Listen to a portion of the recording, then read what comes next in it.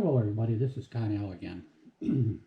Over the last 2 or 3 years now, I've been noticing a trend when I've been going to the local beaches and just for some recreational metal searching, hoping to find coins. And we're always hoping for a ring or something, but the majority of the time we are finding coins. And I've noticed it, and maybe you have also, and that is that over the last few years, the amount of coins that have been deposited or left on the beaches has been decreasing considerably. Many years ago, when I first started, 20 plus years ago, it was nothing to go to a beach and be able to find somewhere around 50 cents an hour. At 50 cents, there'd be quarters, there'd be dimes, there'd be nickels, and a few pennies. And occasionally you would get a very good beach. It was a good beach. You'd get up over 50 cents an hour, and I have hit at times a little bit over $1 an hour while searching. Those numbers have been dropping considerably. And I guess my question is, why? I think I know the right answer, and that is people are not using money anymore, dollar bills, as much as they used to. I know myself. Although in my wallet I always have, some ones and fives for tipping and whatnot, and some tens and 20s in case I need it. But the majority of the time, I'm using my credit card. I'll go out, eat something, pay the credit card.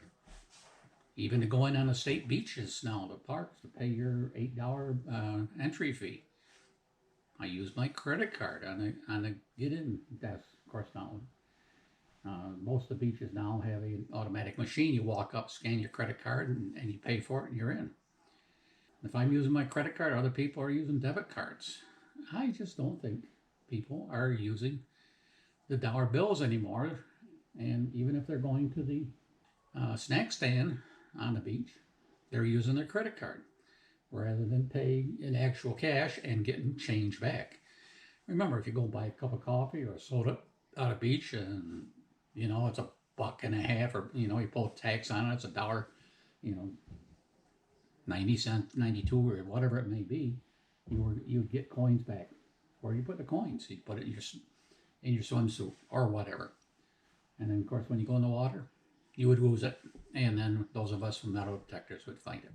In this last video I just put up, when Penny and I were on Green Lake State Park, we found lots of pennies, and most of those pennies had been there for a while and were quite deep.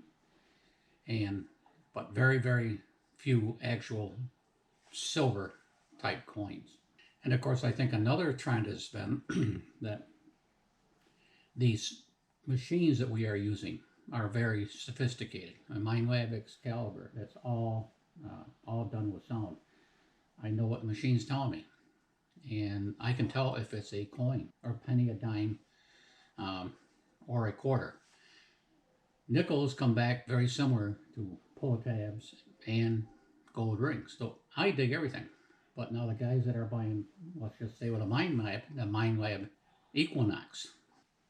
The Equinox, although they do have the earphones, they also have a LCD, liquid crystal display, on the machine that is waterproof. Not only does Minelab do it, White does it, and Fisher does it. They're all coming out with these LCD screens, and they're breaking that right down. So they're telling you it's a penny, it's a nickel, it's a dime, it's a quarter, it's a ring, it's a pull tab or whatever it may be. And I think the other thing is that the guys are not digging the pennies. It's tough to dig pennies when you only put 1 cent in your pocket, and I can see them passing that up. Now, when Penny and I go with our Excaliburs, even though we're fairly sure it's a penny, we will dig it. Remember, we're going to be there again, and I would much rather spend my time searching for something better than digging pennies. So I got to take the penny out, so I take it out.